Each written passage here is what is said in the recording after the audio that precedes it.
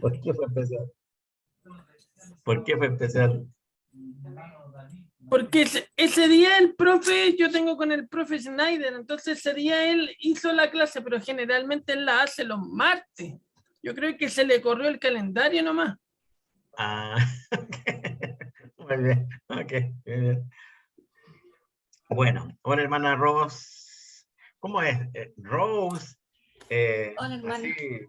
así como bien, como Rose, ¿cierto? Así. Sí, sí, tal Muy cual, Rose. muy bien, Rose, muy bien. Díganme de nuevo, ¿de dónde? Yo sé que hermana Gloria es de Los Avellanos. Cristian, ¿de dónde eres tú? De Padre Las Casas, al ladito de Temuco.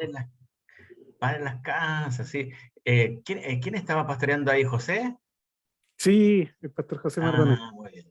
Un abrazo, mándale muchos saludos a José de mi parte, por favor, ¿sí? de su parte, sí. Hola a Fuimos todos. un tiempo compañeros de Instituto Bíblico con José. Creo que fue el último año de él, y yo todavía estaba casi recién comenzando a estudiar. Así que ahí nos conocimos con José.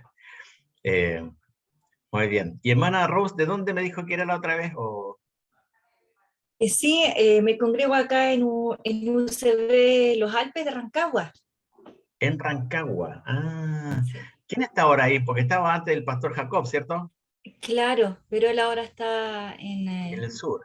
claro, en Villa Los Ríos, así que estamos sin pastor por el momento. Los ancianos están a cargo de la iglesia. Bien. Ah, muy bien, muy bien. Bueno, hermano, ya Javier, yo soy de Los Avellanos, ministra muy bien la alabanza, cuando me ha tocado ir allá. Muy bien. Bueno, José, sé que es de la iglesia de UCB Maipú, Los Héroes, y mi hermano Juan Gajardo de allá de la iglesia de Santa Elena, la gloriosa Santa Elena, ¿cierto? Bien. Bueno, ¿les parece si vamos a orar al Señor y luego vamos a echar un repaso a la prueba? ¿Les parece? Y de ahí ya vamos a comenzar con la clase de hoy día, ¿sí? Bueno. Hermano Cristian, por favor, ¿quisieras orar, hermano? Amén, por supuesto. Oremos, hermanos. Adorado Dios, nuestro Padre Celestial, muchas gracias por estos tiempos en que nos permite de poder escudriñar su palabra. Gracias, Papito amado, por nuestro profesor, quien nos guía.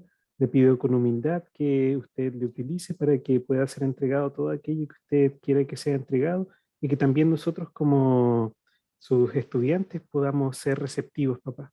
Muchas gracias porque podemos hacerlo de forma libre y muchas gracias porque nos permite tener este tiempo con libertad. En su nombre santo, amén. Amén. Amén. Bueno, hoy día le escribí algo a ustedes, yo les quiero recordar, sé que ya lo hicieron ustedes, pero el hecho de que a partir de este año el instituto tomó como norma el hecho de calificar, tener una nota por el tema de la participación presencial dentro de la clase, ¿sí? De las videollamadas, para que lo tengan siempre en consideración. También mandé un escrito, que es lo que vamos a tratar hoy día.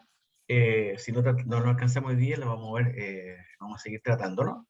Y después yo les voy subiendo otros materiales donde ustedes van a tener que ir viendo algunas cosas, también respondiendo, ¿sí?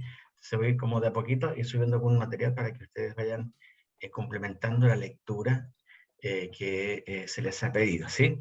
Bien, vamos a la prueba así en forma rapidita. En realidad era fácil la prueba, ¿cierto? No encontraron difícil, ¿cierto?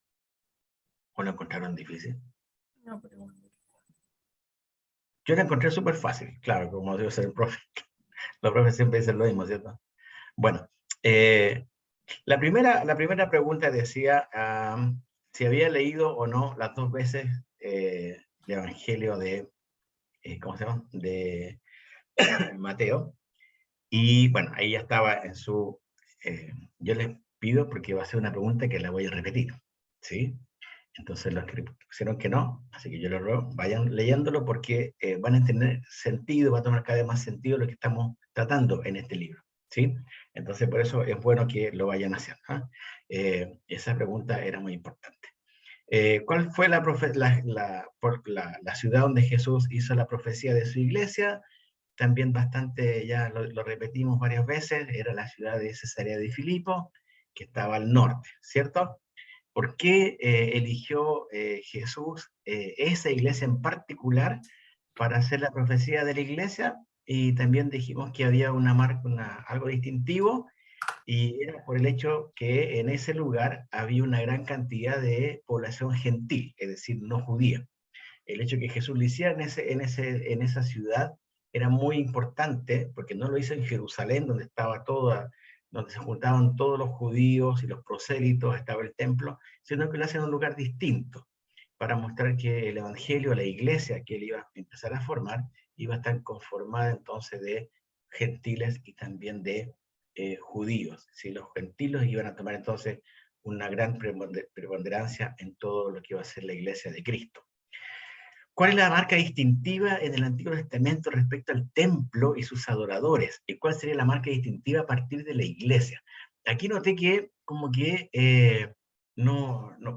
o la pregunta no se entendió, o realmente como que era muy claro. O sea, había dos conceptos que manejamos recuerdo que en uno de los videos, y era el hecho de que la marca distintiva era muy simple. Era que en el Antiguo Testamento la marca era, o la consigna, o la orden era ir al templo. Vengan al templo.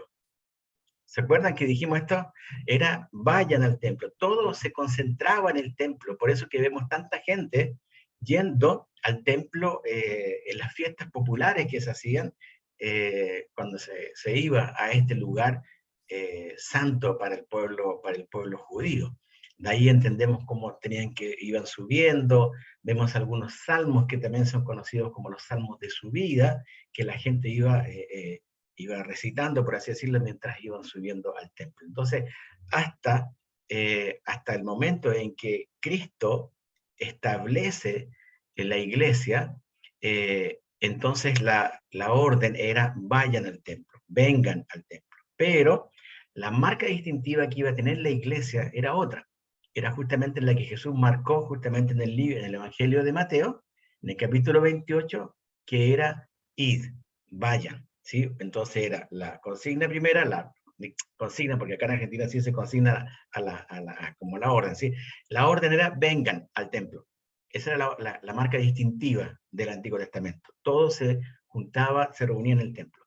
Cuando Jesús empieza a establecer su iglesia, él entonces dice ahora la iglesia, los llamados de afuera, la iglesia, entonces ahora debía ir a las naciones. Primera parte, Antiguo Testamento, la gente venía al templo, ahora la iglesia iba a las naciones. ¿Sí? ¿Ven la cosa, verdad? Entonces, esa era la respuesta a esa pregunta. ¿Sí? Bien. La pregunta número 4, la 5, eran los compromisos que Jesús había hecho con su iglesia. Esto ya lo repetimos varias veces, ¿cierto? Una que Jesús le edificaba, una que Jesús la hacía vencedora, y la otra que Jesús le daba también el mensaje, dando a entender que él se iba a preocupar de la edificación de su iglesia, dando a entender que él iba a hacer que su iglesia fuera vencedora porque él vencía, era vencedor e iba a vencer también, obviamente, allá en la cruz, en este grito de consumado es. Y también le da el mensaje, dando a entender que la iglesia nunca iba a tener un mensaje propio, sino que era simplemente el mensaje que él les daría, y allá está Mateo capítulo 28, al final, cuando dice que a los discípulos tienen que enseñarles lo que él mismo les había enseñado a ellos que guardaran, para que esto se fuera replicando una y otra vez con los futuros discípulos que se iban a dar. ¿Cuál era la diferencia de la pregunta 6 con la 7? Es que en la pregunta 6 se habla de que por qué un discípulo sería opcional, y la cita estaba ahí en Mateo 16, 24, y la expresión era, si alguno quiere venir en pos de mí. Ese querer ya muestra entonces que el discipulado es algo no obligatorio, sino que es algo opcional. De allí que algunos discípulos, lo vamos a creo que ver hoy día también, algunos discípulos se van del lado de Jesús cuando él dice algunas cosas que son un poco duras. Dicen, es dura la palabra que dijo, y algunos se quieren ir. Entonces después él dice a sus discípulos, ¿ustedes también se quieren ir? Y ahí viene la respuesta de Pedro. Bueno, ¿por qué la diferencia con la pregunta 7 de Hechos capítulo 1 versículo 8, de que el testigo ya no sería algo opcional, sino que ser testigo era algo obligatorio? Porque cuando hablamos de ser testigo, ustedes saben que cuando usted hay un accidente y saben que usted es testigo, usted está obligado a testificar. Le van a llamar las autoridades y van a decir que bueno, usted estuvo aquí presente, cuente lo que pasó y van a hacer, y esto era como el meseréis, que dice allí en Hechos 1:8, da la implicancia entonces de algo que no era opcional, sino que era algo obligatorio. Entonces, la diferencia entre discípulo y testigo es que el discípulo es opcional y el testigo ya no lo era. Los 3 compromisos más o menos que Jesús esperaba de su iglesia son distintos compromisos, podemos resumirlos, algunos de ustedes lo resumieron en estas 3 expresiones que aparecen en uno de los versículos, que era negarse a sí mismo, tomar la cruz y seguir a Cristo, viendo entonces lo que Cristo iba a esperar de su iglesia. Junto a ellos hay otras más, como la homosabiduría, la no autocomplacencia, el no poner tropiezo a la obra, en fin, hay otras más, pero creo que podemos resumirlo de esa manera. Y las formas en que la iglesia puede ser de bendición al perdido, si bien es cierto, una de ellas es la predicación de la palabra, algunos de ustedes, por lo menos uno me ha puesto que daba muchas como cosas que tenían que ver con la iglesia misma, cosas de ella, de la iglesia. Pero en realidad no era tanto mirar a la iglesia, sino era qué es lo que la iglesia puede y debía hacer por el perdido. Algunos, por ejemplo, pusieron orar por el perdido, otros decían ayudar al perdido, otro era acompañar, en fin, hacer algo donde el inconverso vea el testimonio de la iglesia, junto con la predicación de la palabra, por supuesto, y sin perder ese norte, que es que el inconverso llegue a los pies de Cristo, ¿sí? Entonces, el hecho de que Dios quiere, y lo mostramos esto, ¿se acuerdan cuando fue la transfiguración de Cristo, cuando él baja con sus discípulos, él baja al valle, es decir, no se quedó en la gloria, ni permitió que sus discípulos quedaran en la gloria, sino que los baja a la tierra, y ahí se muestra obviamente todo el sufrimiento humano, todo lo que el enemigo realmente, cómo había azotado al mundo con diferentes cosas que vemos en la Escritura, ¿sí? Bien, y la número 10, palabras simples como Petros, que era un trozo de piedra, ¿cierto? Y Petra, que ya era la masa de piedra, algo mucho más firme, mucho más grande, y uno obviamente hablaba de Pedro, y el otro hablaba de nuestro Señor Jesucristo, ¿sí? Bueno, creo que bastante simple la prueba, no tenía mucho, no había ninguna cosa media rara, al contrario, era simplemente el hecho de que ustedes puedan recordar lo que estuvimos estudiando, ¿sí? ¿Alguna pregunta que haya en cuanto a la prueba que les haya quedado? ¿No? Tranquila, ¿cierto? Bueno, ya. Entonces vamos a ir hoy día a la clase, ¿sí?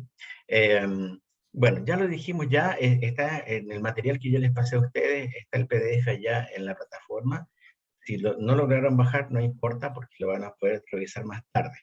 En la introducción es volver a lo que ya hemos hablado acerca de lo importante que son estos 3 puntos que yo quiero volver a rescatar para que ustedes no lo olviden, porque en esto se basa lo que iba a ser la iglesia de Cristo, en su edificación por Cristo, en su que fuera vencedora por Cristo Jesús, y a la vez también el hecho de el mensaje que se debía transmitir de generación en generación. Bueno, ahora entramos en el versículo 21.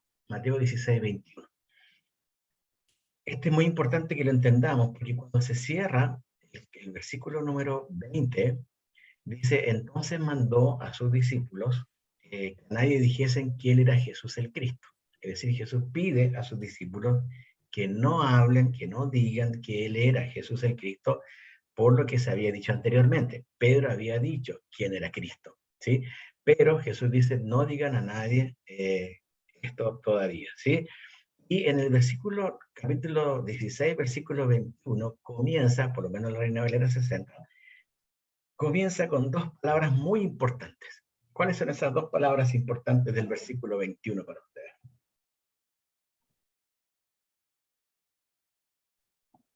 ¿Cuáles son las palabras? Entonces, ¿Por qué sería ese? yo supongo, porque después de dar toda la descripción de lo que pasaría con la iglesia, desde ahí él se comienza Jesús a declarar a sus discípulos que le era necesario ir a Jerusalén y padecer mucho de los ancianos. Bien. Pero desde ahí él comienza a decir lo que le va a pasar. Sí, muy bien. Excelente. Esta palabra desde entonces, hermanos, como una bisagra, para que lo entendamos, ¿sí? Es lo anteriormente dicho por Jesús. Todo el compromiso que él está dando, diciendo que él iba a dar por su iglesia, él ahora iba a mostrar que esto iba a tener un costo. Hasta ese momento, no había una profundidad en todo esto, hasta que Jesús abre la puerta y les dice, desde entonces comenzó Jesús a declarar a sus discípulos que le era necesario ir a Jerusalén y le empieza a mostrar el costo. ¿Cuál era el costo? El costo que iba a implicar edificar a su iglesia, que su iglesia fuera vencedora, que su iglesia fuera mensajera.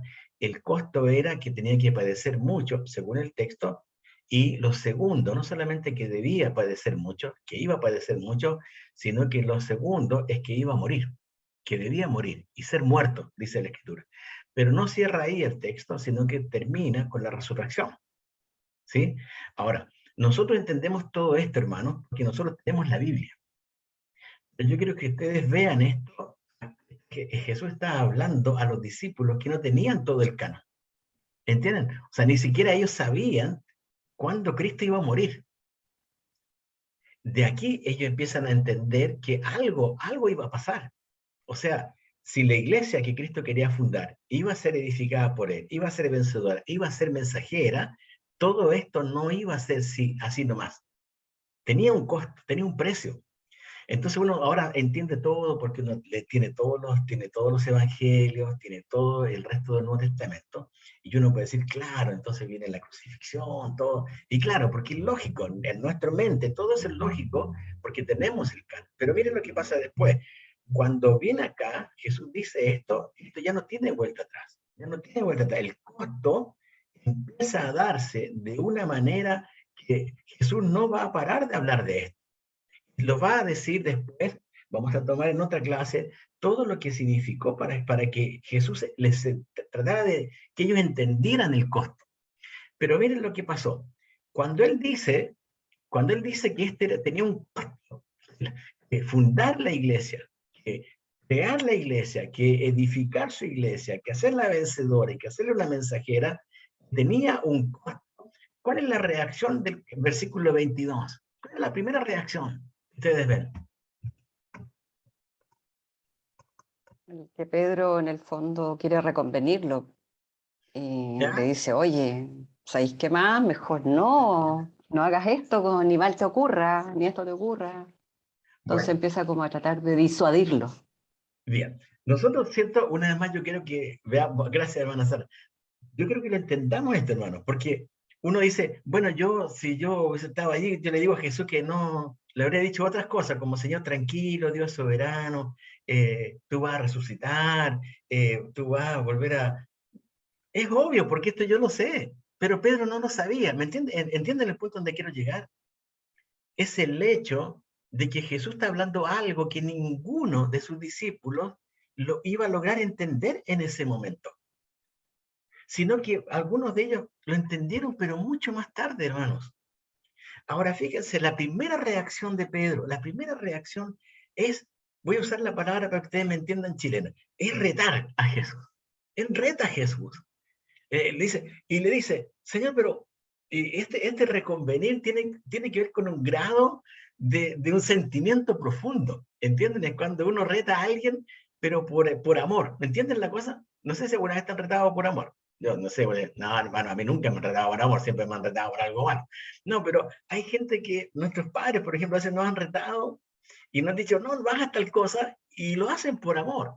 Y lo hacen a veces si nos vamos a quemar cuando éramos chicos, o golpear, ¿no? Viene esta reacción, y Pedro lo hace. Ahora, fíjate dónde pone el énfasis Pedro. El énfasis que pone Pedro no lo pone en él. ¿En quién pone el énfasis Pedro? En el reto que hace Jesús.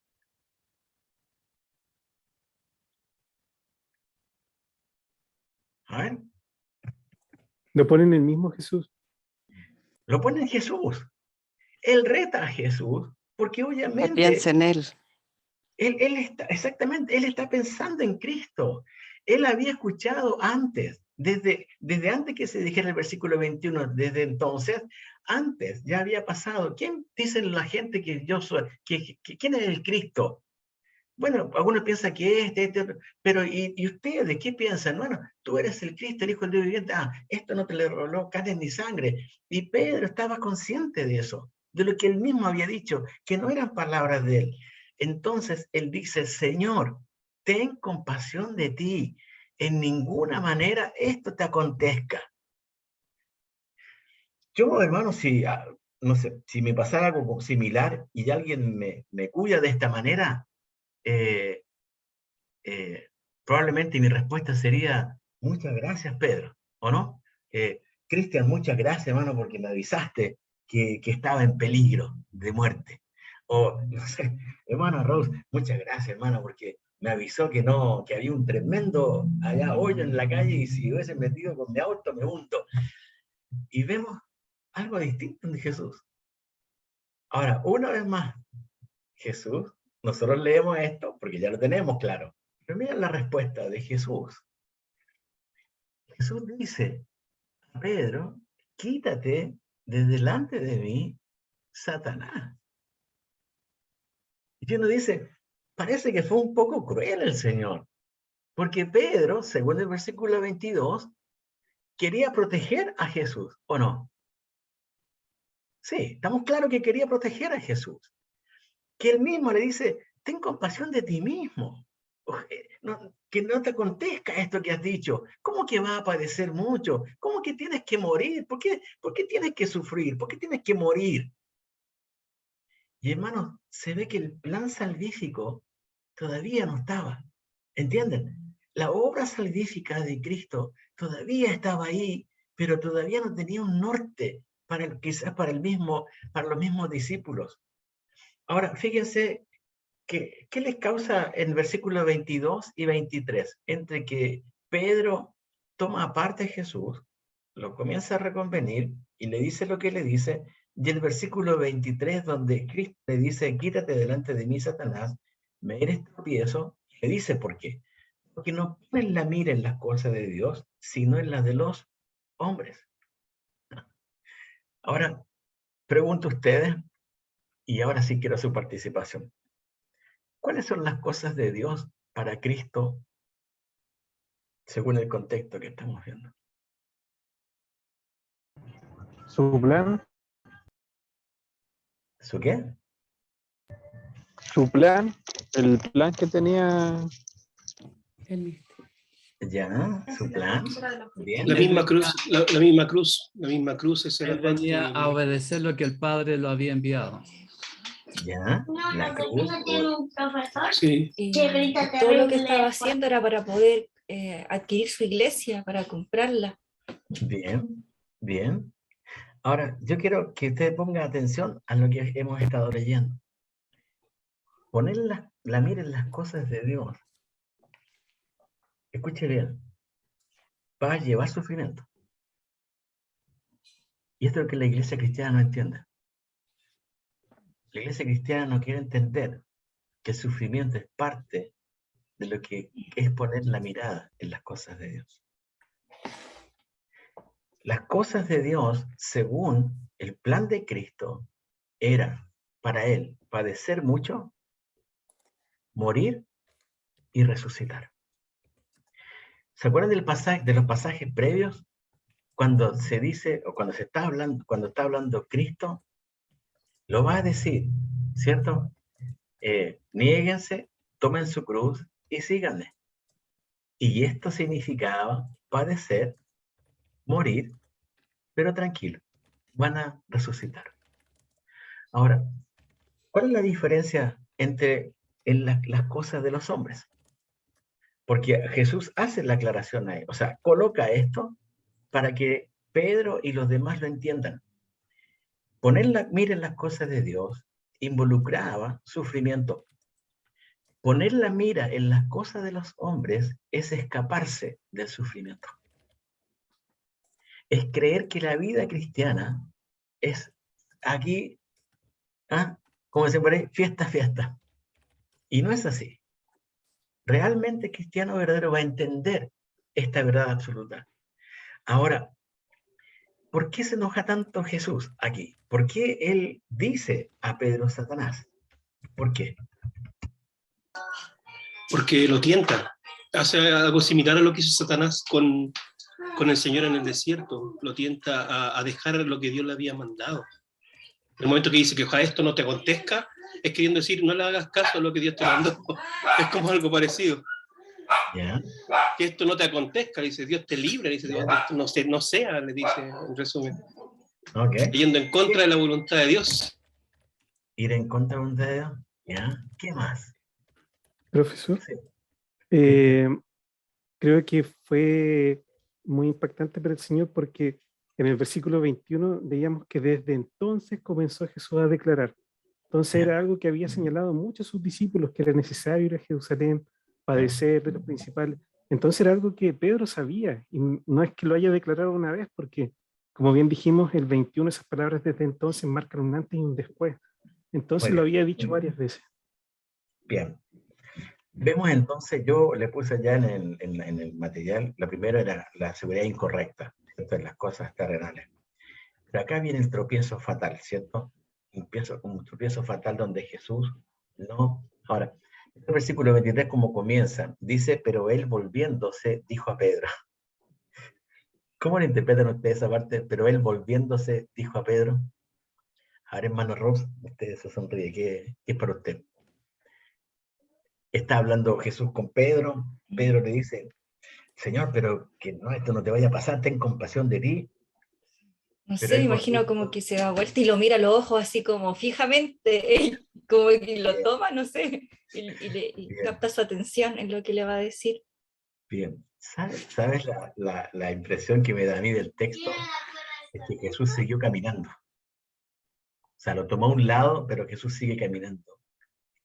Y le está dado la espalda a Pedro. O sea, le está hablando, pero Jesús como que no, Pedro. Hasta que Jesús se da vuelta y lo mira y le dice esto a Pedro. Ahora, una vez más, si yo estoy obrando para bien, si alguien me dice que le va a pasar algo, y yo le digo, no, pero nada que ver, cuídate, y alguien me dice esto, obviamente que debe ser muy chocante, ¿cierto? Porque obviamente, para mí, estoy viendo desde el punto de vista humano solamente. Ahora, que Jesús obviamente estaba mirando más arriba, por eso él hace la diferencia entre las cosas de Dios y las cosas de los hombres, ¿sí? Ahora, el peor tropiezo del plan redentor, escucha bien, no es el mundo. A veces la iglesia se equivoca, pensando que es el mundo el peor tropiezo para el plan de Cristo. Y no, porque desde que el mundo es mundo, el mundo está en contra del plan de Dios, ¿o no? Arrancamos desde el huerto de Edén, que el hombre ha estado en contra del plan de Dios. Lo podemos ver claramente en el diluvio, por ejemplo. ¿Por qué pasó lo que pasó? Y era que el hombre, obviamente, siguió en su andar. Ahora, ¿dónde está la fuerza de todo esto? No es el mundo y sus leyes. Hermano, hoy día yo escucho mucho de esto y mucho miedo de lo que el mundo podría hacerle a la iglesia. Y sabes, no entendemos lo que dice Mateo 16. Hoy día la iglesia tiene que entender que no es una iglesia que va a ser dejada de lado por Cristo. Y a veces tú lees en las redes hombres que colocan ahí, hombres cristianos, líderes, que de repente como que el mundo tiene tanto poder. ¿Y sabes qué? No es el mundo y sus leyes. Escucha bien, no es el mundo y su economía, no es el mundo y su cultura, no es el mundo y su incredulidad, no es el mundo y sus pecados, no es el mundo y su indiferencia, no es el mundo y su orgullo. Eso, el plan redentor de Cristo, no viene de afuera, hermanos. La gente dice, pero es que nos impiden juntarnos. Hermano, esto no es nuevo. Cuando la iglesia fue formada después de Pentecostés, la iglesia tampoco podía juntarse. ¿Qué hizo la iglesia? Bueno, como no nos podemos juntar, hermanos, cada uno para su casa, bueno, hagan lo que puedan. No fue así. La iglesia luchó para mantener el plan salvífico de Dios, porque tenía la orden de Cristo que debía dar este mensaje, no importando no importando las circunstancias y no importando las consecuencias. Por eso se juntaban en catacumbas, por eso se juntaban a escondidas, por eso que fueron muertos, por eso que los romanos hacían lo que querían con nuestros hermanos. Los untaban en aceite o con brea y los quemaban, los prendían y servían como antorchas vivas para iluminar los predios de los romanos. La iglesia de Cristo del primer siglo entendió este costo. Solamente que la iglesia, a través de los siglos después, fue haciendo lo mismo que hizo Pedro. Querer que la cosa no fuera tan así. Ahora, el peor tropiezo del plan redentor, ¿saben quién es? Es la misma iglesia. Es la iglesia y sus propias leyes. ¿No puso la iglesia sus propias leyes? Sí. Es la iglesia y sus pecados favoritos. Es la iglesia y su indiferencia a la palabra. Es la iglesia y su indiferencia a la oración. Es la iglesia y su indiferencia al servicio. Es la iglesia y su orgullo de ser iglesia menospreciando a otros. Es la iglesia y su desobediencia. Es la iglesia y su incredulidad. Pedro, cuando tú miras a Pedro, Pedro es la persona que es la figura de una iglesia que no entendió el plan de Cristo. Es Pedro mostrándose como el ejemplo perfecto. Por eso Jesús reacciona de esa manera. Pedro, me eres tropiezo. No entendiste lo que significa la obra. No entendiste para qué tengo que morir. No entendiste por qué tengo que sufrir. Ni entendiste por qué voy a resucitar, Pedro. El tropiezo, recuerda, hermano y hermana, no está afuera, está adentro. Porque siempre afuera, siempre el mundo, desde que existió, es la misma cosa. Existe la misma inmoralidad, existe el mismo problema de sociedades, existe lo mismo, porque el corazón del hombre no va a cambiar si no está Cristo en ese corazón. Entonces la iglesia es la que tiene que moverse. Ahora, yo creo que hay antes escrito que el peor tropiezo para Israel fue el mismo Israel. ¿Por qué digo esto? Porque vamos a llegar un día al capítulo 21. Y en el capítulo 21 tú vas a ver cuando Cristo hace un cambio de Israel a la iglesia. Es un profundo cambio ahí. Pero antes de llegar a eso, yo quiero mostrarte un poquito por qué Israel se convirtió a sí mismo en un tropiezo, primero para su propio pueblo y luego para los demás. Jesús está hablando, él se está dirigiendo al pueblo común, se está dirigiendo a sus discípulos. Quiero que me acompañes a Mateo capítulo 23, por favor. Capítulo 23 nos va a ayudar a entender el corazón de Cristo y lo que él va a marcar acá es muy importante.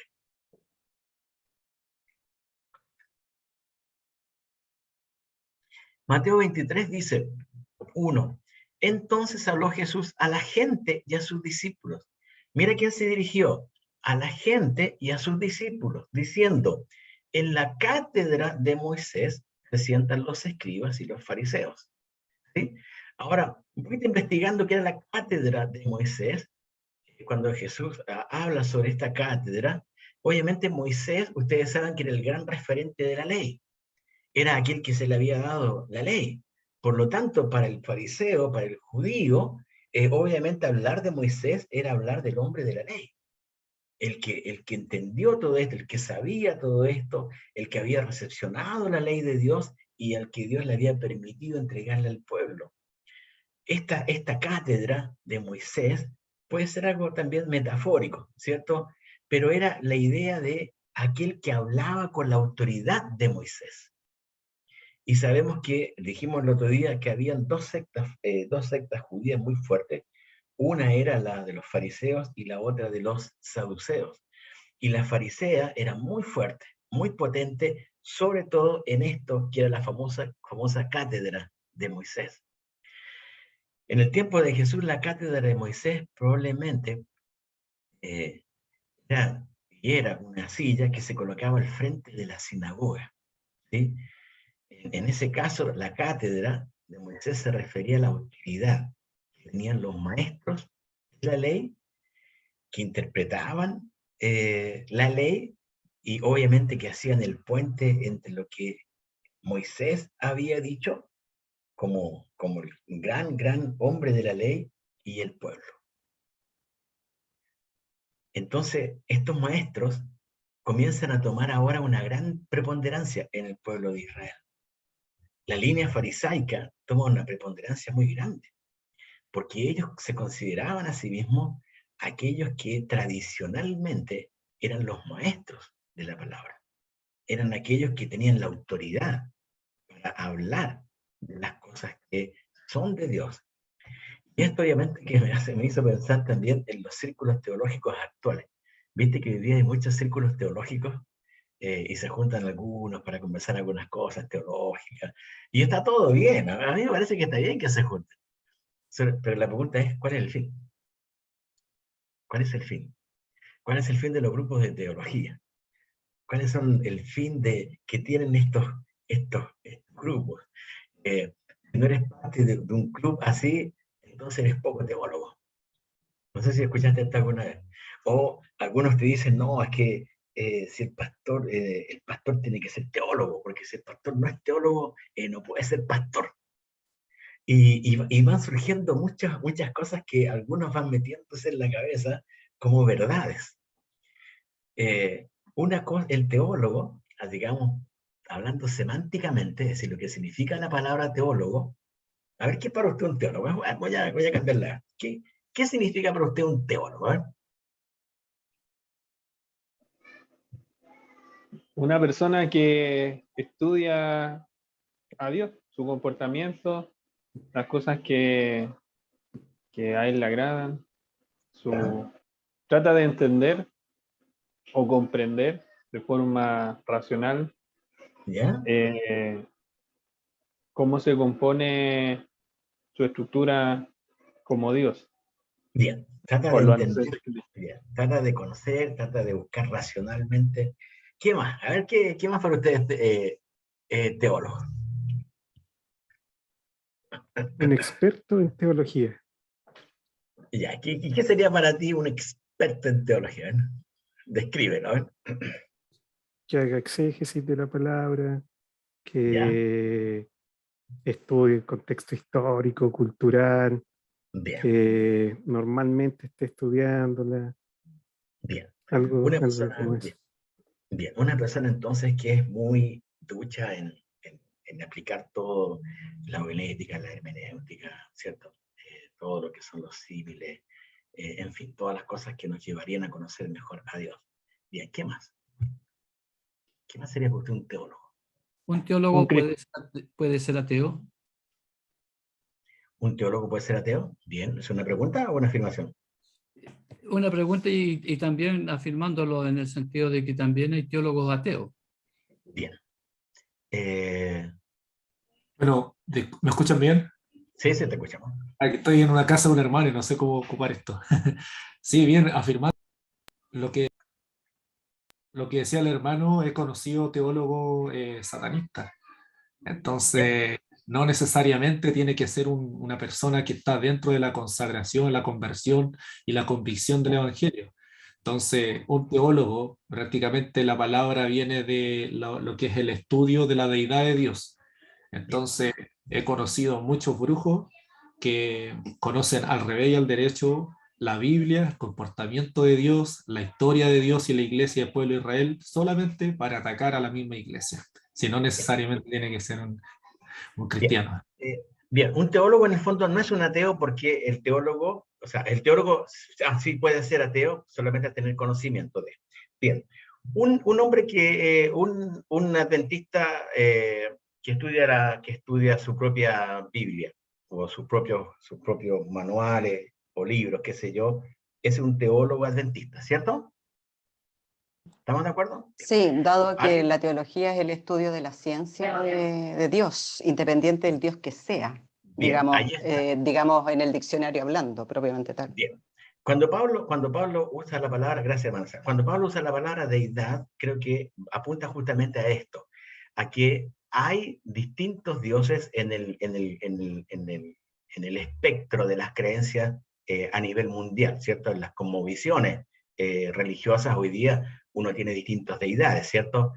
Tenemos a Alá, tenemos a Jehová, tenemos a los dioses, por ejemplo, del hinduismo, tenemos a los dioses del budismo, tenemos a los dioses que vienen del lado del catolicismo, que incluyen ya no solamente a la Trinidad y a la Virgen, ¿cierto? Sino que también a otros dioses menores, que son los mediadores, que serían los santos.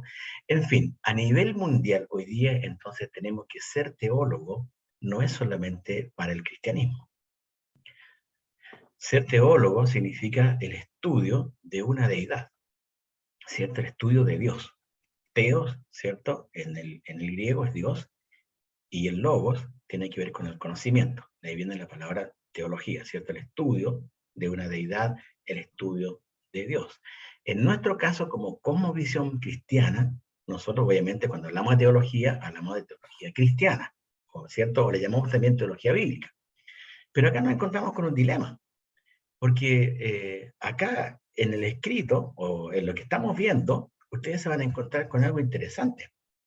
Porque resulta que hoy día, más que nunca, dentro del mundo evangélico, se está hablando mucho de teología, pensando en una cosa, y que es el conocimiento, lo cual es correcto. O sea, si alguien dice, hermano, ¿es bueno ser teólogo? Y la respuesta sería, sí, sí, porque es bueno conocer a Dios, ¿cierto? Hablamos de una como visión nuestra, cristiana. Claro que es bueno. ¿Es suficiente? No, ¿Por qué no? A ver. porque no sirve de nada conocer mucho de la Biblia y no llevar a cabo o poner en práctica lo que aprendemos de ella, o que la Biblia, a través de su Espíritu Santo, de la meditación, haga cambios en nuestra vida.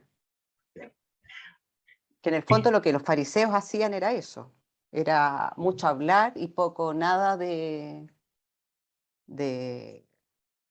ser, digamos, de practicar. Ok. Por eso Bien. eran hipócritas. Lo que le reprochó Pablo a los corintios.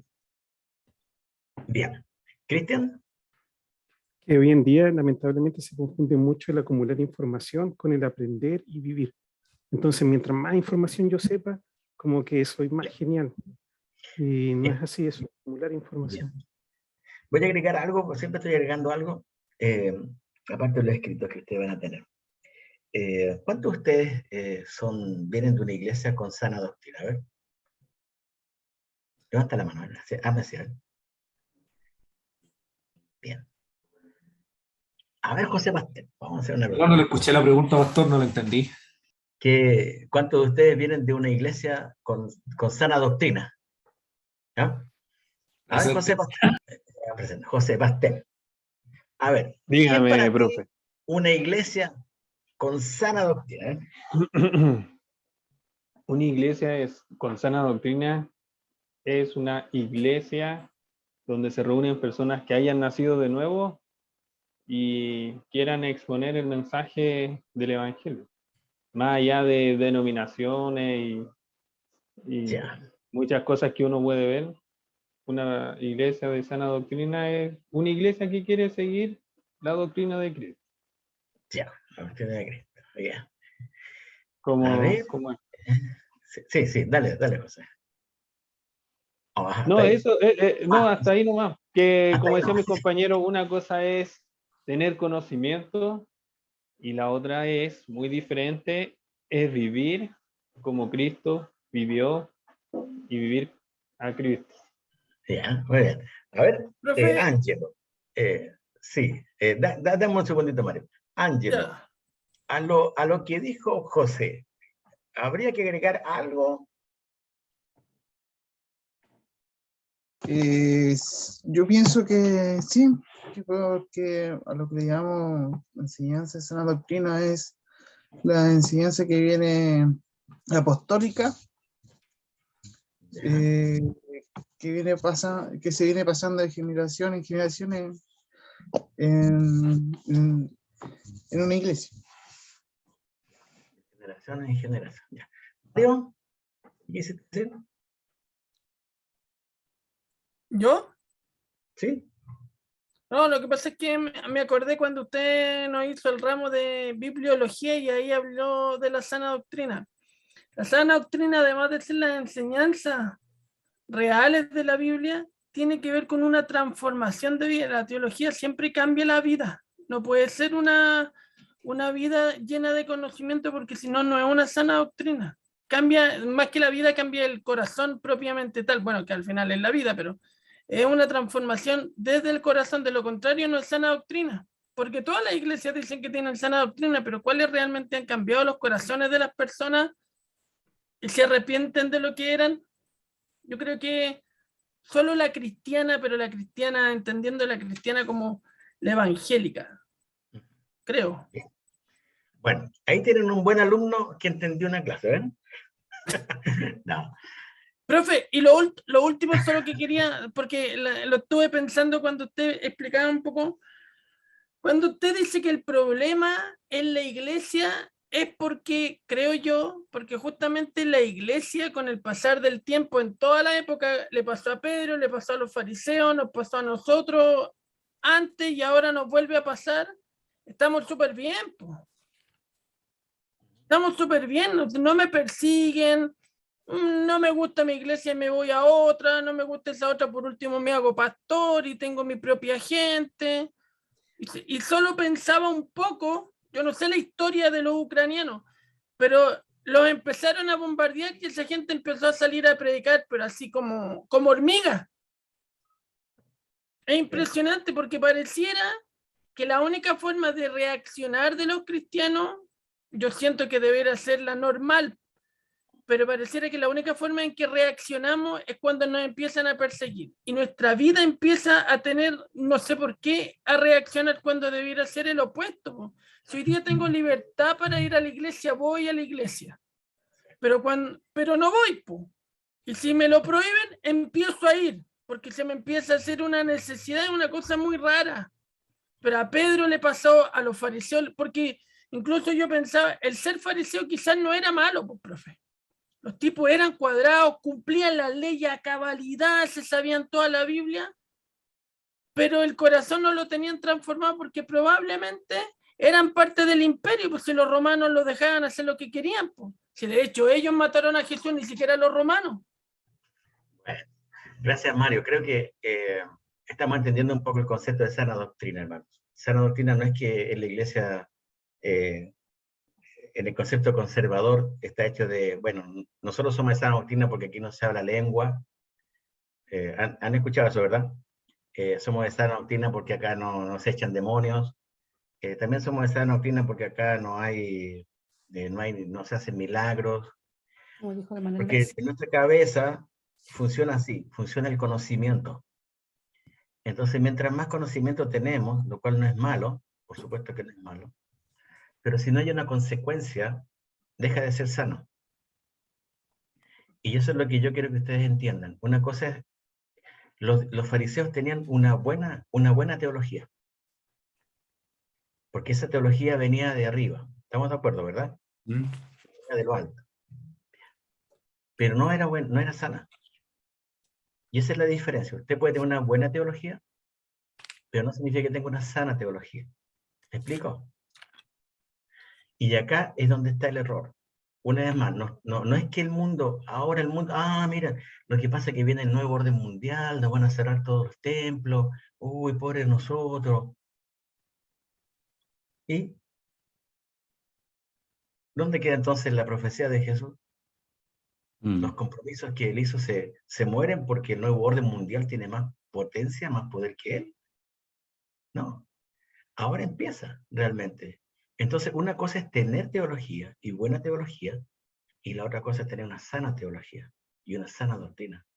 La sana doctrina, hermanos, va a incluir conocimiento y vida transformada. Esto es sana doctrina. Nunca vamos a hacer sana doctrina solamente porque yo me sepa de memoria todas las doctrinas de la salvación. Eso es simplemente conocimiento. Pero si eso no me está transformando, no está transformando nuestra vida, no está transformando nuestro ser, entonces es una buena doctrina, no llegó a ser sana doctrina. para nosotros. Todavía estoy enfermo. Y hermanos, cuidémonos muchas veces de menospreciar a otros que no saben tanto como nosotros. Porque algunos que no saben a veces tanto como nosotros, no es a veces por culpa de ellos, es por culpa de que no tienen líderes que son capaces de enseñar en la Escritura. Entonces nosotros, que decimos tener sana doctrina, somos los responsables. A eso me refiero. La iglesia es la que debe avanzar con el Evangelio. Cuanto más aquellos que dicen tener buena y sana doctrina. ¿Entienden? Más responsabilidad hay sobre nuestros hombros. ¿Sí? Miren lo que dice el texto. De alguna forma, pastor, ¿Sí? de alguna forma, pastor, gracias al Señor, muchos de nosotros tenemos sana doctrina, ¿cierto? En nuestras iglesias, pero eso no invalida a muchas iglesias donde quizás no tienen el conocimiento, como usted bien decía, pero el Señor está allí y ha transformado vidas, independiente del conocimiento Y que sigue transformando vidas. Acuérdense pueda ustedes, sí. Sí. Como, Y sigue o como transformando. dice el apóstol Pablo, como dice en el capítulo 10, 2, porque yo, o sea, en Romano, porque yo les doy testimonio de que tienen celo de Dios, pero no conforme a ciencia, Exactamente. a la sabiduría de lo alto, en este caso. Una cosa es conocimiento sin transformación y el otro es ese celo que hay, pero que se necesita el conocimiento para poder avanzar. Por eso van de la mano, no lo divorciemos, el conocimiento de nuestra vida. Mírenlo como dice versículo 3, Mateo 23, 3. Está hablando Jesús todavía con la gente. Les dice, así que todo lo que os digan que guardéis, guardadlo y hacedlo. Mas no hagáis conforme a sus obras, porque dicen y no hacen. Ese es el problema. Miren, Jesús lo que está haciendo aquí está validando la Escritura, está validando el Antiguo Testamento, está validando todo lo que era el Antiguo Testamento en ese momento. Acuérdense que el canon del Nuevo Testamento ni comenzaba todavía, no estaba todavía, duró mucho tiempo, casi el siglo IV, en que recién se colocara el canon del Nuevo Testamento. Dice, todo lo que digan que guarden, o sea, todo lo que digan que ellos que tienen que hacer, háganlo, obedezcan y háganlo. Está validando el Antiguo Testamento. Pero ¿qué es lo que Jesús no valida de los fariseos? Es su vida. Porque dice, no hagan conforme a sus obras, porque ellos dicen y no hacen. Ponen, porque atan cargas pesadas y difíciles de llevar y las ponen sobre los hombros de los hombres, pero ellos ni con un dedo quieren moverlas.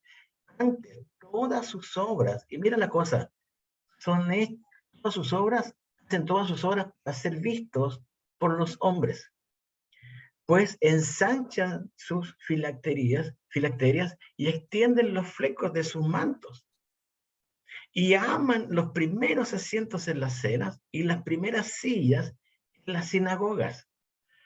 También que siguen amando, aman las salutaciones en las plazas, y aman que los hombres los llamen rabí, rabí. ¿Qué significa rabí? ¿Se acuerdan?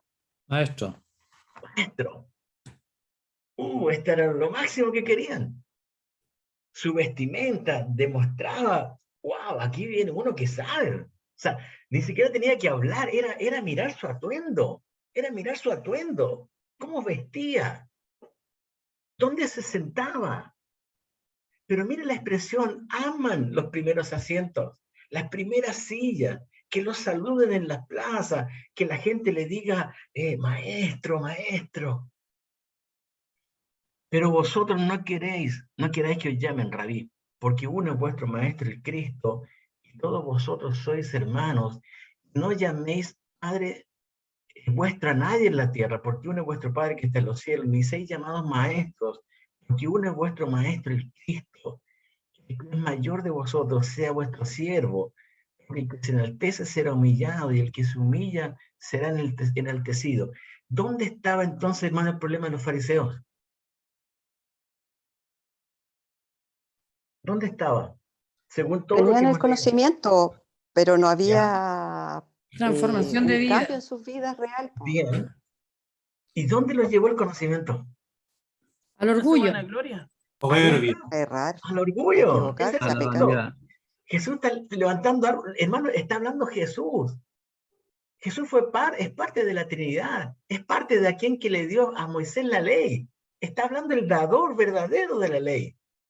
Y le está diciendo, yo soy quien dio la ley a Moisés. Pero, Yo soy profe, mayor que Moisés. Y ahora, ¿qué le está diciendo? El problema de ellos es que llegaron al punto de creerse pero tan conocedores de Dios, que su orgullo los engañó. Y su orgullo los mató. Y mataron el plan. No mataron el plan, no podían matar el plan de Dios por la evangelización mundial. Pero en esa generación sufrió. Porque esta generación reverenciaba a ellos, no a Dios. ¿Ven la cosa? Se había cambiado a quien tenía que reverenciar. Era a Dios. Y no a ellos. ¿Pero qué hacían ellos? No, la gloria es para nosotros, porque nosotros somos los que conocemos a Dios. Ustedes son la plebe, ustedes son el pueblo. Yo no soy como este. Exactamente lo que decía la Iglesia Católica en la Edad Media. Nosotros le damos a la plebe, le damos al pueblo lo que nosotros creemos que ellos pueden entender, porque como son del populacho, no van a entender todo como nosotros. Ese es menospreciar la creación de Dios.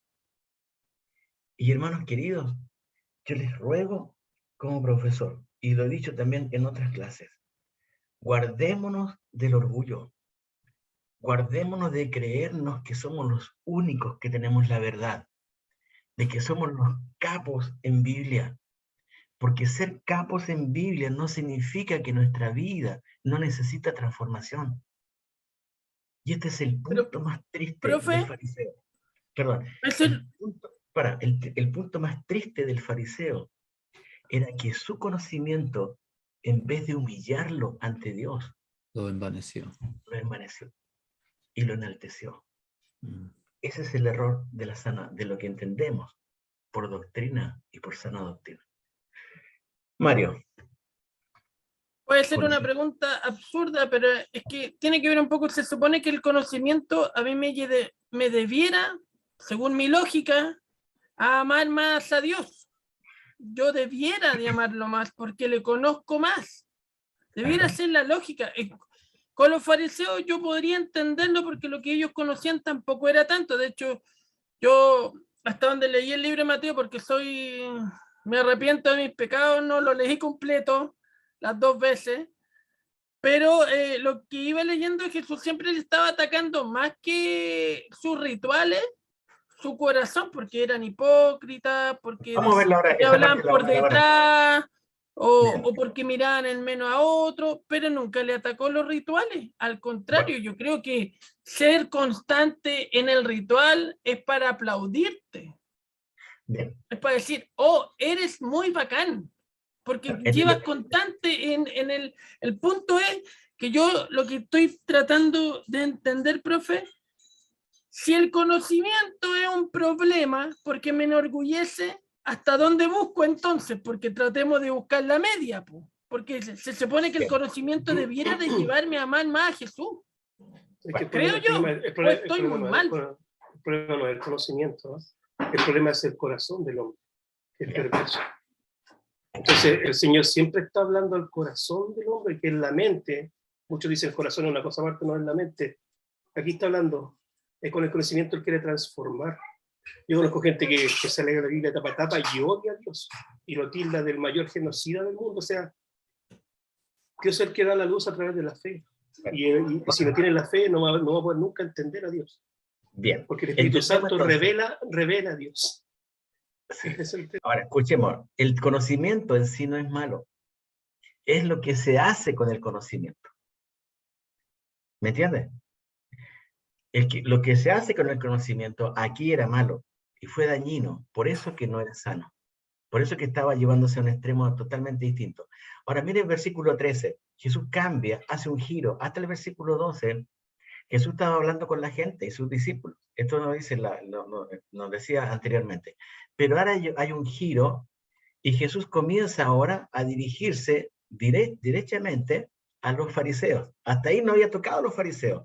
Solamente le dice a la gente, miren, ellos hacen esto, otro, les gusta esto, aman que le hagan tal cosa, qué sé yo, son orgullosos. Y ahora Jesús, en el versículo 13 en adelante, les dice directamente a los fariseos, mas hay de vosotros escribas y fariseos hipócritas.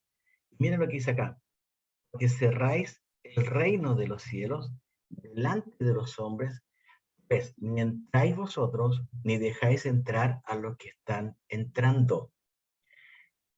¿Qué es lo que había dicho Jesús? ¿Cuál era el tercer compromiso de Jesús por la iglesia? ¿Cuál era el tercer compromiso de Jesús por la iglesia? Ya ahora digo. Mensajera. Que iba a tener un mensaje. Pero mire lo que está haciendo ahora el fariseo con el mensaje que había sido dado al pueblo de Israel. El Los pueblo de desvirtúa. Israel tenía que haber sido luz a las naciones. ¿Y qué hace acá? Ustedes son hipócritas, les dice, escribas, ustedes que son de la ley, y los fariseos de esta secta súper conocida, son hipócritas. ¿Por qué? Porque están cerrando el reino de los cielos. Así es. En vez de abrirlo, en vez de que la gente vea el reino de los cielos, ustedes lo están cerrando. Y mi pregunta ¿es una alusión a lo que Jesucristo había dicho en Mateo 16 en cuanto al mensaje de la iglesia? Verso 14 sigue diciendo, ay de vosotros, escribas y fariseos hipócritas, porque devoráis las casas de las viudas. Y como pretexto, ¿qué hacen? Hacen largas oraciones y dice, por esto recibiréis mayor condenación. Escuchen bien, lo está llevando a la práctica. Lo está llevando a que la práctica estaba mala. Estaba totalmente equivocada. La oración no era un asunto para ir como un pretexto a una casa, pero ellos lo hacían. Miren lo que dice el versículo 15. Ay de vosotros, escribas y fariseos hipócritas, porque recorréis mar y tierra para ser un prosélito, aquel que iba a ser un judío, que iba a seguir a Jehová. Y una vez hecho, le hacéis 2 veces más hijo del infierno que vosotros. Esto es tremendamente fuerte. ¿Por qué 2 veces más hijo del infierno? Porque ya sin Dios era un hijo del infierno. Ahora con ellos, con los fariseos que decían tener conocimiento de Dios, pero que no vivían la transformación de la palabra de Dios, esa persona iba ahora a ser doblemente condenada. Por eso le dice, le hacéis 2 veces más hijo del infierno que vosotros. ¡Qué responsabilidad, hermanos!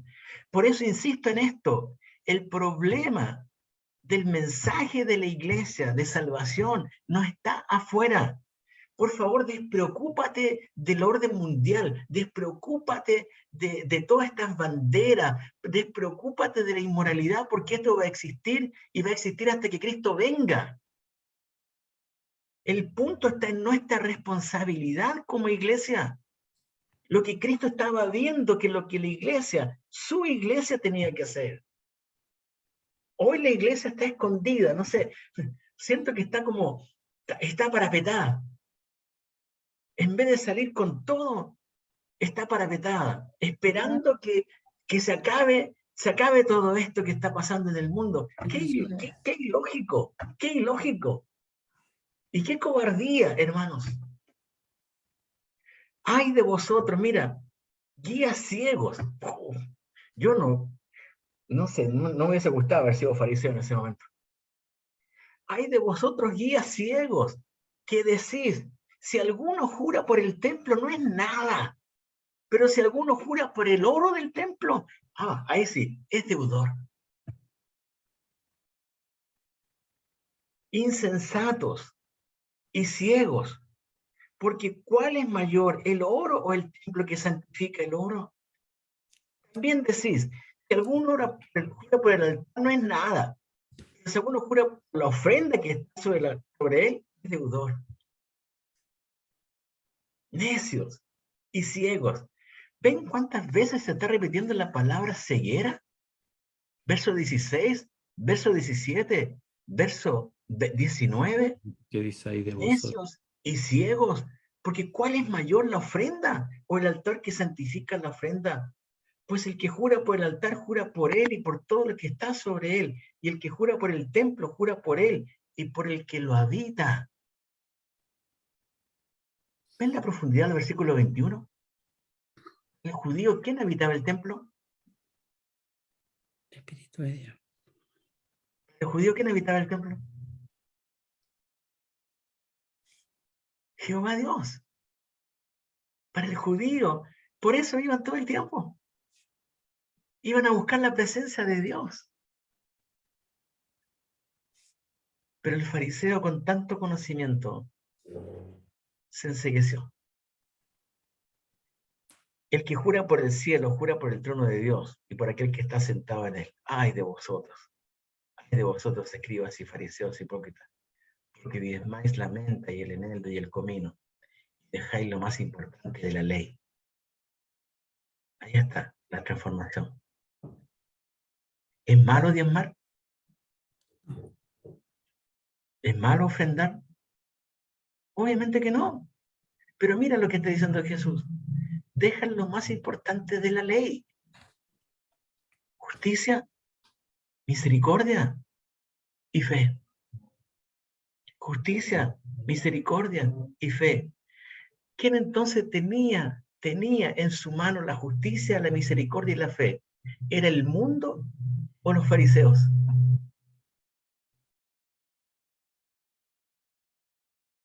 ¿Quién la tenía en su mano? Se supone que los fariseos. Se suponía que los fariseos. Pero estaban más preocupados de la menta, el eneldo y el comino.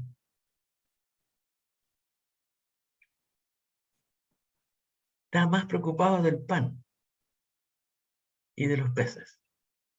Y dejaron de lado esto que tiene que ver con la transformación que, como hemos dicho. Mira lo que dice Jesús. Esto era necesario hacer.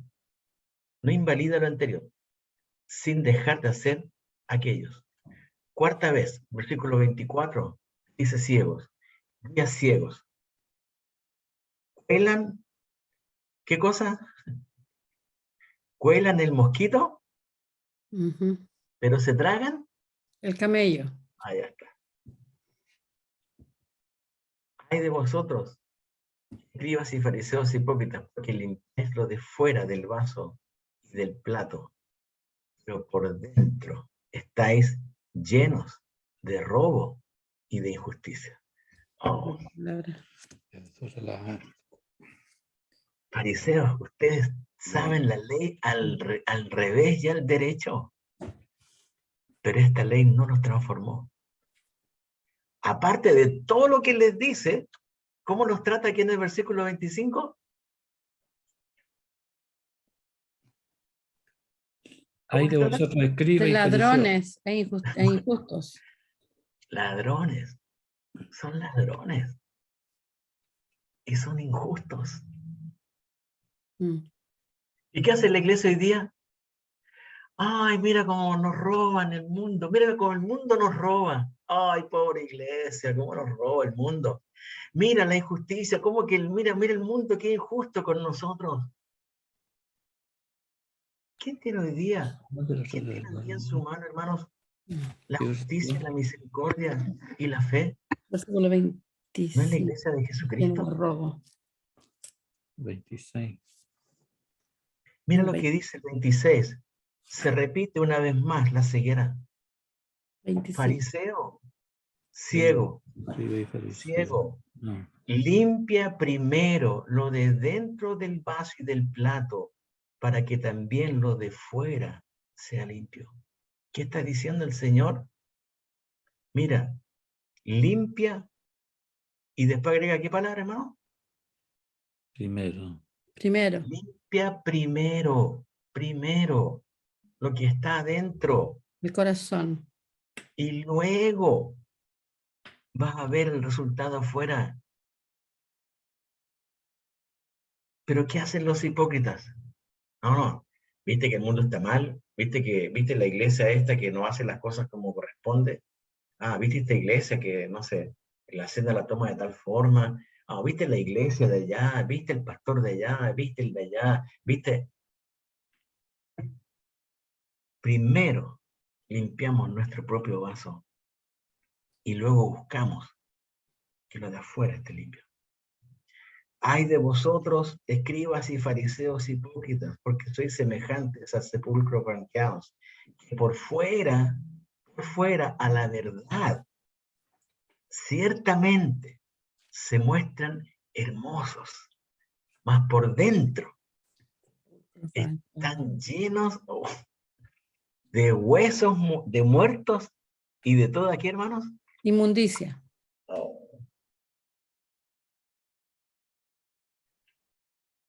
A la verdad, por fuera se ven hermosos.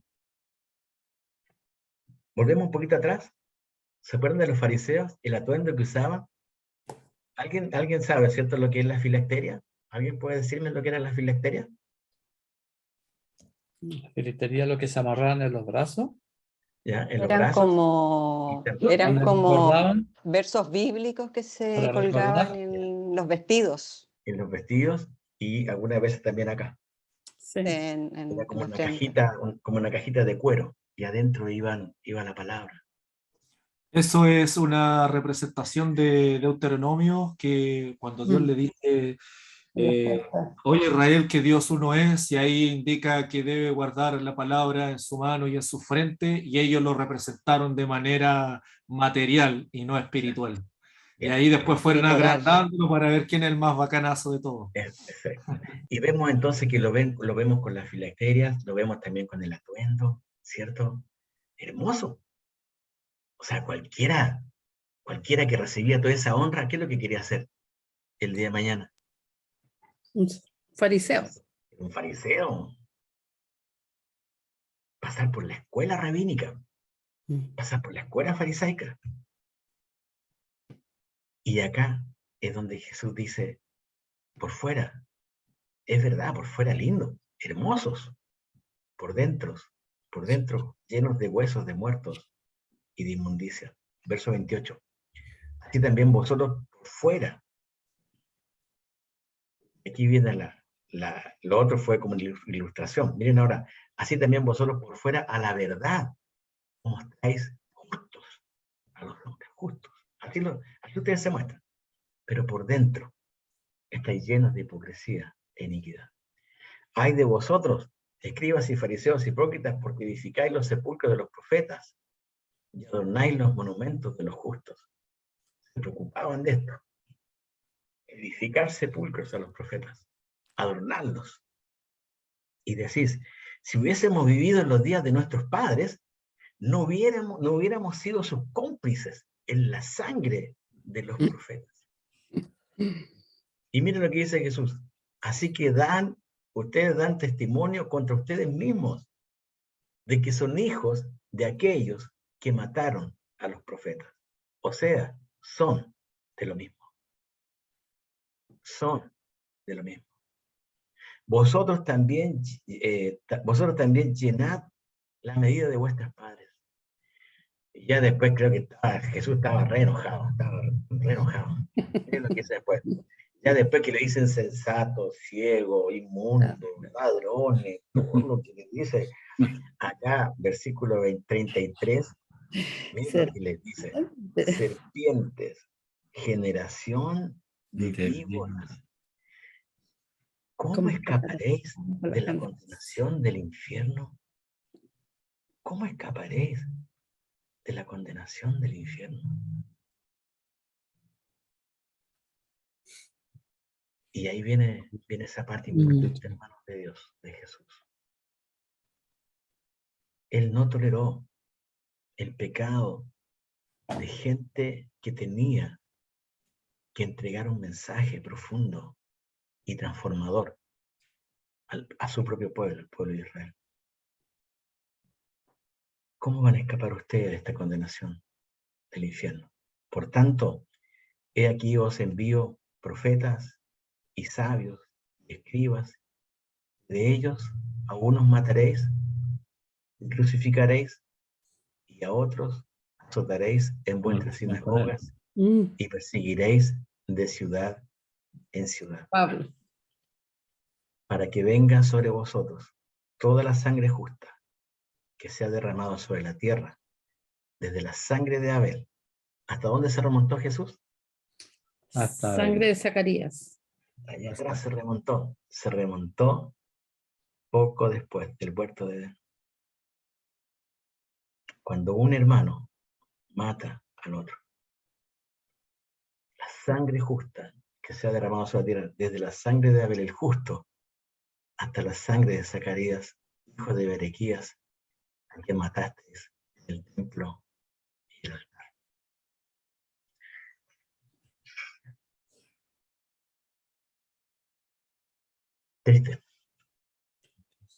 Triste panorama, ¿cierto? De un pueblo, de un grupo de hombres teólogos, conocedores de Jehová, conocedores de la ley de Dios. Pero fue tanto su orgullo, que su orgullo los hizo quedar ciegos. Su orgullo los mató.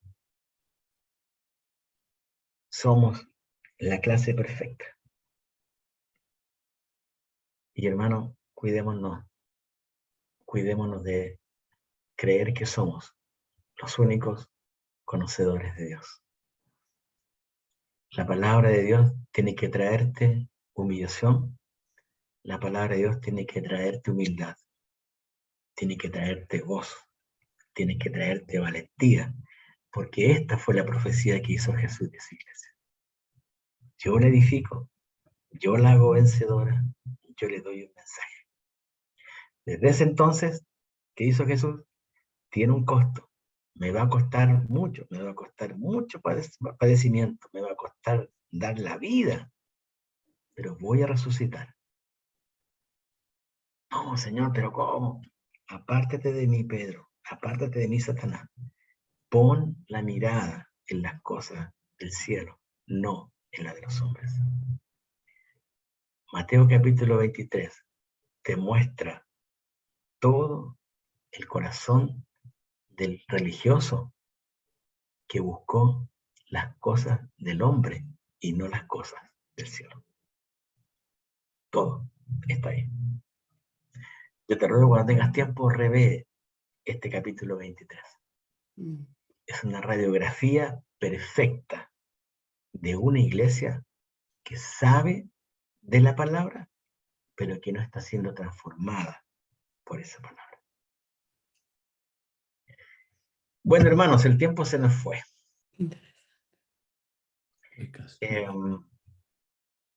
Vamos a volver, creo que en 2 semanas más recién, ¿cierto?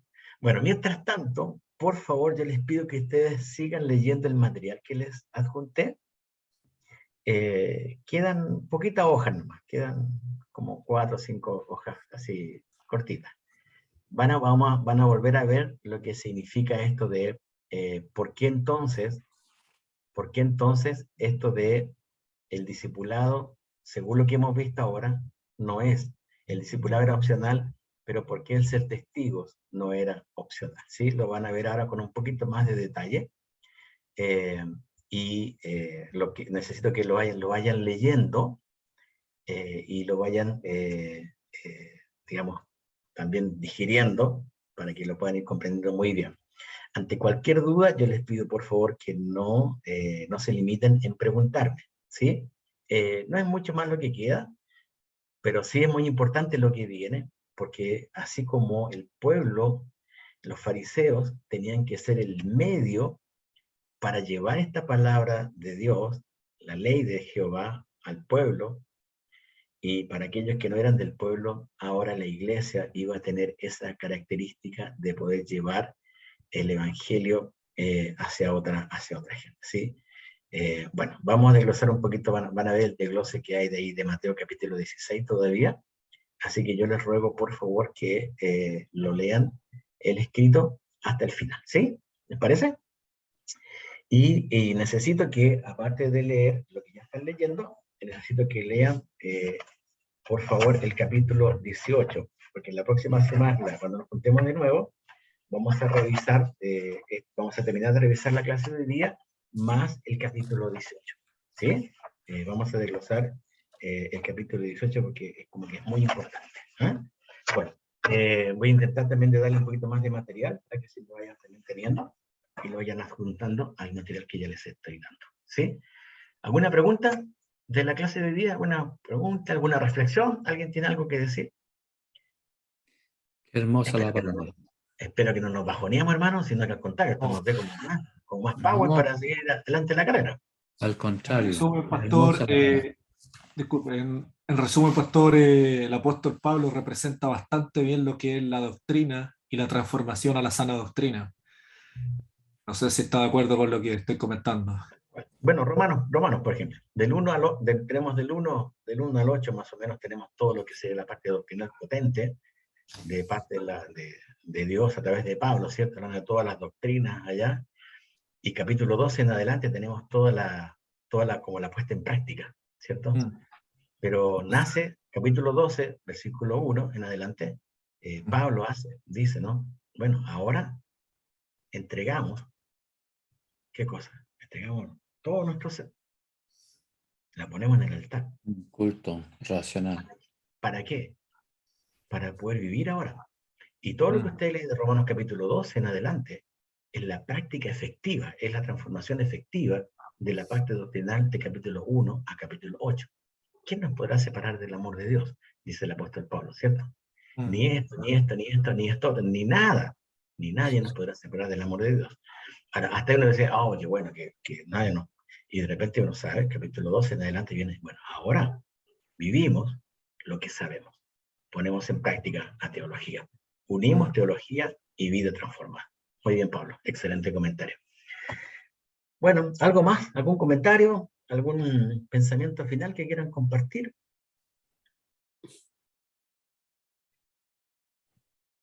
¿No? ¿Está todo bien? ¿Qué mate está tomando? Diga. No, Tomando, sí te la pruebo. creo que Staraway. Calendario. Staraway Plus. Ah, bueno, rico. Playadito acá.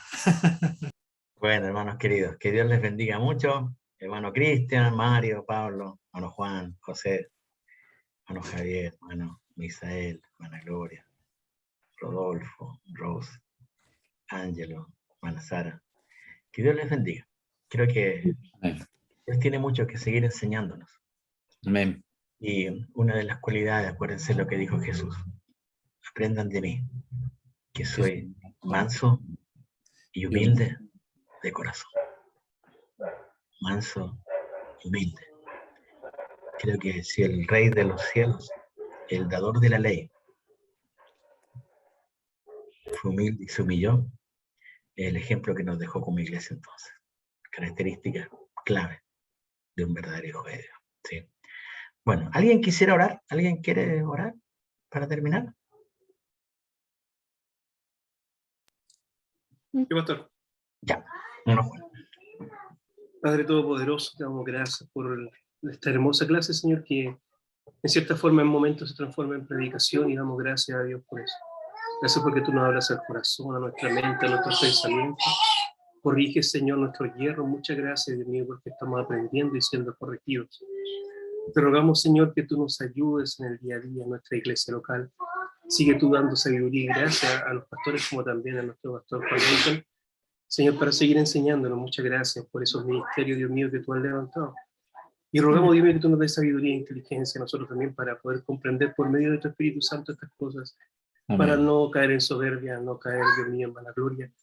Que Dios nos acerque cada día más como tú, Señor, manso y humilde de corazón, entendiendo que solo por misericordia somos salvos, solo por piedad. Señor, estamos hoy día conociéndote más y viviendo la vida del alma. Gracias, Dios mío, por esta bondad y esta misericordia. Ruego por mis compañeros, mis hermanos, que todos sean guardados durante la semana. En especial Sarita, Señor, sigue tú guardando su salud. Así también por cada uno que a lo mejor tenga algún tipo de enfermedad o algo que la queje. Te ruego, Señor, que tú sigas consolándole y ayudándole en cada una de sus dificultades. Te damos gracias, Dios mío, porque en todo estás tú. Sea que nos vaya bien, sea que nos vaya mal, siempre hay un propósito, Dios mío, que va más allá de nuestro entendimiento y es para bendición nuestra. Muchas gracias, Dios mío, por tu amor. Te agradecemos todo esto en el nombre de Jesús, nuestro gran Salvador. Amén. Amén. Amén. Escuchen, hermanos, antes que se retiren, les dije que tienen que leer el capítulo En particular, 18. ¿qué capítulo era? Capítulo 18. 18. Yo les voy a mandar a ustedes un trabajo para que ustedes realicen. No vamos a hacer una prueba, ¿estamos? Sino que este va a ser un trabajo que va a tener una pequeña calificación, ¿sí? En vez de prueba, va a ser este trabajo. ¿Para el Entonces lunes? va a estar basado en el capítulo 18, Uy, ¿sí? Entonces acá es donde ustedes, son preguntas que van a tener que responder, que van a tener que desarrollar, ¿sí? Entonces tienen que leer bastante el texto, tratar de entenderlo bien, léalo más de una vez, si quieren usar otra versión o usen otra versión, está bien. Y van a tener un par de preguntas que van a tener que responder, ¿sí? Eso después me lo mandan. Van a tener 2 semanas para esto, así que tienen tiempo, no se preocupen. ¿Ah? Lean, ¿sí? el material para terminar esta clase, ¿Sí? lean el material que les adjunté ahí a la plataforma. Si hay alguna duda, alguna pregunta, me la hacen, no tengan ningún problema. Y a la vez lean capítulo 18 del Evangelio de Mateo y van a responder ese trabajo que yo les voy a adjuntar también ahí en la plataforma. ¿Sí? ¿Quedó más o menos claro? ¿Eso va a ser para qué fecha? Eso va a ser para 2 semanas más, porque nos estamos juntando cada 2 semanas con las Ya. videollamadas. Y como la próxima videollamada vamos a revisar la colita que nos quedó de esta clase y vamos a meternos en el capítulo 18. ¿Mm? Ok. Pero lo ya mandamos por correo, pastor. nos vamos a meter ya un poco ya sabiéndolo, porque ustedes ya van a hacer ese trabajo, entonces vamos a ir también para que conversemos como hoy día, que me encantó que hoy día conversáramos, plantearan sus inquietudes o aportaran. A mí realmente en las clases me gustan así, ¿no? Yo soy más de conversar y todo lo demás, porque creo que sacamos mucha edificación también de todo esto. Pastor, las preguntas las va a subir a la plataforma, nos alcancé a escuchar eso. Sí, yo la voy a subir a la plataforma para que las tengan ahí en un archivo PDF, y de ahí ustedes lo pueden desarrollar y me mandan la respuesta cuando ustedes puedan, hasta obviamente la próxima videollamada, que es en 2 semanas. ¿Sí? Entonces tienen tiempo para hacerlo. No lo hagan rápido, trabajenlo, piénsenlo, desarrollenlo de tal manera que puedan ser de edificación para ustedes, porque esa es la idea, ¿sí? No solamente un trabajo más para entregar, sino que nos edifiquemos juntos, ¿sí? Bueno, hermanos, que pasen una buena noche, que Dios los bendiga, que todo lo que hagan, Dios esté ahí guiándoles en todo. ¿Eh? Que Dios les bendiga. Gracias, pastor. Gracias. Chao, chicos, que estén bien. Bendiciones a todos. Gracias, Chao, pastor. todo, chao, Gracias, Marita. Juanito. Bendiciones. Chao, Sari, Toda la cuídate. familia, pastor. Chao, Misael. Chao, chao.